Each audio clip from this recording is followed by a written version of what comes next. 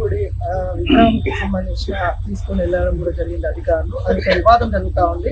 ఈ రోజు మాధవలత గారు అక్కడ బోనమిత్రమైన కార్యక్రమం పిలుపునియడం జరిగింది. తన హౌస్ కూడా ఇవ్వడం జరిగింది. మాట్లాడదాం మాధవలత గారు అయితే ఆరోగ్యం కూడా సహకరించట్లేదు. ఎలా ఉన్నారు? ఇక్కడ 4 రోజుల నుంచి విపరీతమైన జ్వరం ఉంటుంది. విధవ జ్వరం వస్తే పోతే పోనీ అని చెప్పి కనీసం బస్తీ ప్రజలకైనా సహాయంగా నిలబడదాము అని అనుకుంటే మీకు తెలియలేదు. మీకు తెలుసు ఆ రోజు ఉద్యమం రోజు, ఆ రోజు అమ్మవారి గుడిని పిగిలించే రోజు అక్కడే ఉన్న వర్షంలో గడుచుకుంటాం. ఈ రోజు బోనం ఎత్తడానికి వెళ్దాం అని కూడా నిన్న రాత్రి నుంచి హౌస్ అరెస్ట్, ఇల్లు కదలనివ్వరు, కనీసం హాస్పిటల్ పోనీ ఇవ్వట్లేదు.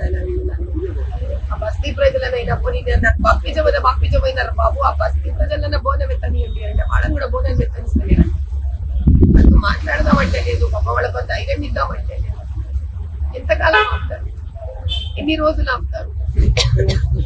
ఎట్లా చూస్తారు? హిందూ దేవాలయం పైన గతంలో కూడా దాడి జరిగింది, ఒక పిచ్చోడు జరిగినాయని ఒక నింద వేశారు. ఇప్పుడు గవర్నమెంట్ ఆఫీసులే స్వయంగా వేరే చోట ఇవన్నీ ఎలా చూస్తారు? ఆ పిచ్చోడు ప్రాబ్లం ఏంటంటే అక్కడ ఇంకో పిచ్చోడికి లాభం ఉంది. అక్కడ ఇంకో పెద్ద పిచ్చోడు తింటాడు. అక్కడ ఆ పెద్ద పిచ్చోడికి లాభం ఆ గుడి పడితే వాడు ఒక చిన్న పిచ్చోడిని పంపిస్తాడు. పిచ్చోడు స్టోరీ క్రియేట్ చేసి వీళ్ళు వాడి దగ్గర డబ్బులు తీసుకుంటారు. ఇక్కడ ల్యాండ్ మాఫియా, 13 ఎకరాల ల్యాండ్ మాఫియా. ఒక అన్నేసి నుంచి ఆ భూమి మీద నీకే తెలుస్తుంది. 6 నెలల సంవత్సరం లోపల లాటింగ్ అమ్మేస్తారు చూడు ఆ భూమి. అక్కడ 60-70 గజాల అమ్మవారి తల్లి గుడి, అంత ల్యాండ్ మాఫియా. ఆ రోజు మీరు వెళ్ళిన రోజు కూడా ఒక మహిళ కన్నీరు పెట్టుకుంటుంది. యావత్ తెలంగాణ కూడా కన్నీరు పెట్టుకున్న దృశ్యాలు చూసినాం. కానీ రేవంత్ రెడ్డి గవర్నమెంట్ కనికరం కూడా ఏమనిపించట్లేదు అంటే ఏడ్చింది దగ్గర నిలబడితే ఆయన తెలుస్తుంది. ఆయన రాడు కదా అట్లా ప్లేస్. ఇది ఆయన వరకు వినడు, నిన్న పక్కన పడేస్తాడు. ఎన్నో ఆయన పెద్ద ఆయన కదా రేవంత్ రెడ్డి గారు. ఆయనకి 13 ఎకరాల మాఫియా మీద ఉన్నంత టైము ఓ బస్తీలో ఆడామె ఏడుపు మీద ఏడు ఉంటది. తప్పు కదా, నువ్వు కూడా ఏం ఎక్స్పెక్ట్ చేస్తున్నావు ముఖ్యమంత్రి గారి దగ్గర నుంచి? ఎన్ని చోట్ల ఎన్ని గుళ్ళు కూడా గుట్టించాలి, ఎన్ని ల్యాండ్ మాఫియాలు చేయాలి. పెద్ద ఆయన చాలా బిజీగా ఉంటారు. ఇప్పుడు అలాంటి వాళ్ళని క్లారిటీ చెప్పాలి, బయట కదలనియకూడదు, చాలా బిజీగా ఉంటారు. తప్పు కదా, పెద్ద ఆయన ముఖ్యమంత్రి గారి మీద మనం అట్లా మాట్లాడకూడదు. ఎమ్మెల్యే కాలనీ అక్కడ పేరు ఉంది, ఎమ్మెల్యేలు కూడా ప్రజాప్రతినిధులు చాలా మంది ఉన్నారు. ఎందుకు రియాక్ట్ అవ్వట్లేదు? అక్కడ ప్రజలు రియాక్ట్ అయినంత మేరకు వాళ్ళకి రియాక్ట్ అవ్వట్లేదు. క్వశ్చన్ బాగుంది తమ్ముడు. ఎమ్మెల్యే కాలనీలో ఎంతమంది ఎమ్మెల్యేలు ఉన్నారు? నీకు లిస్ట్ తెలుస్తూ చెప్పు. నేను ఇంటా లేదంటారా ప్రజాప్రతినిధులు? అంటే కాలనీ ఏం జర్నలిస్ట్ ని కూడా ఆపుతాడు. కాలనీలో ఆ మూల నుంచి ఈ మూల ఎంతమంది ఎమ్మెల్యేలు ఉన్నారు? పోనీ నేను అక్కడ ఉన్నాను, నా ఇల్లు అక్కడ ఉందా? అన్న ఇల్లు అక్కనా కాదు కదా. ఎమ్మెల్యే అయి ఉండక్కర్లే, ఎమ్మెల్యే కాలనీలో ఎమ్మెల్యే ఇల్లు ఉండక్కర్లే. నీకు న్యాయము ధర్మము నిలబడాలి అనే మనస్తత్వం ఉందా లేదా? బస్తీ వాళ్ళ ఏడుపు నీ చెవులో వినిపిస్తుందా లేదా?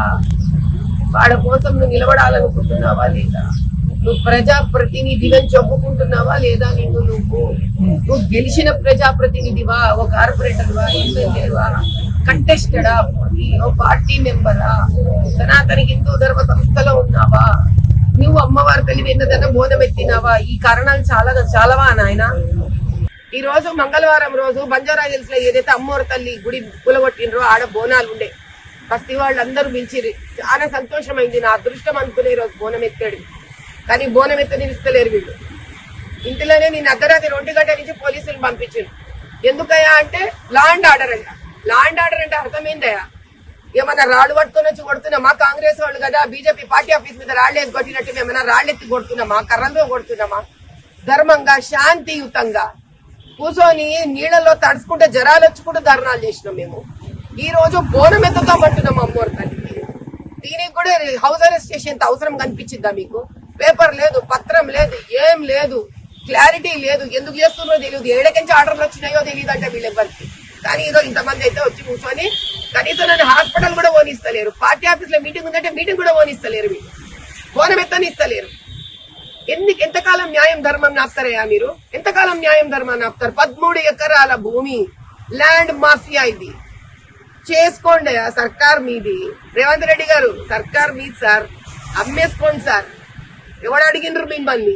80 గజాల అమ్మోరు కూడా అడ్డం వచ్చిందా అయ్యా మీకు? అంత సరిపోదా ఆయన అమ్ముకుంటే? సరిపోతలేదా నాయన నీకు అంత అమ్ముకుంటే? చెప్పు తండ్రి, నాకు అర్థం కాక. బోనం ఎక్కడ మాపిస్తావా? అంత చిన్నగా ఆలోచించగలవా ఇక ముఖ్యమంత్రి?